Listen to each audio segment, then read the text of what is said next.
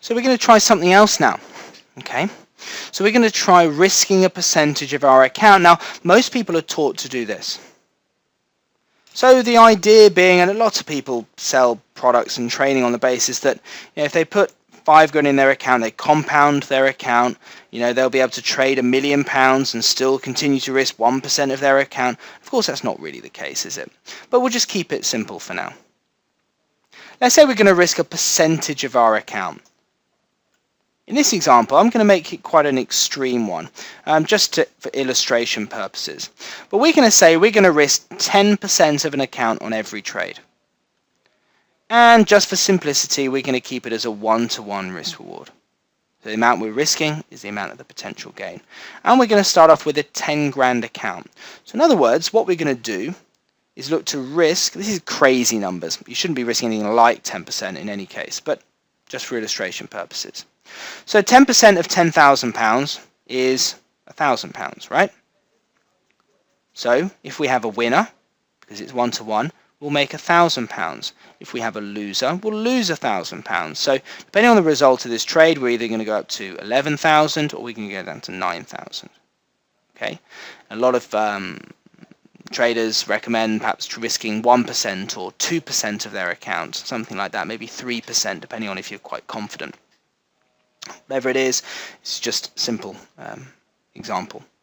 And just to demonstrate something really, that it's not a particularly good way of trading, because actually, if you risk an exact percentage of your account on every trade, you're not giving yourself a very good chance of making money. And here's why. It sounds really good in theory.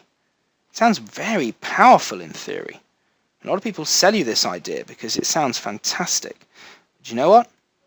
We start off with a nice winner, so we're up to 11 grand. So now what are we going to do? Well, I'm not risking 10% of 10,000 anymore. I'm now risking 10% of 11,000, which means on this trade, I'm going to risk £1,100 on this trade. Okay, so I have a loser. That's annoying. So I'm now down to 9,900. I've got one wrong, one right, then one wrong, and my account's down. It's a bit tough, isn't it? Okay, well anyway, we'll have another trade. The winner, yes. Not quite as much as before, but we're still making money. That's good.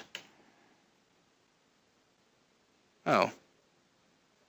Another loser, I'm down again. I'm down more this time.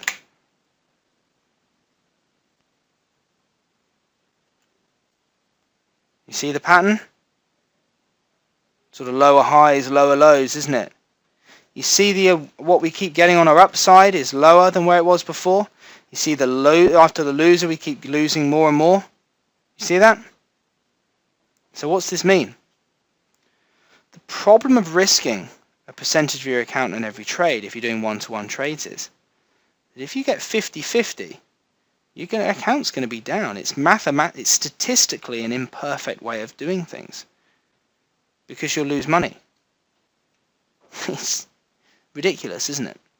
But it is the case. It doesn't matter whether I had 3 winners and then 3 losers. It doesn't matter whether I had 3 losers then 3 winners. It doesn't matter what order they're in. If I'm doing 1-to-1 trades and I'm risking an even amount of my account on every trade, my account will be down. It is as simple as that.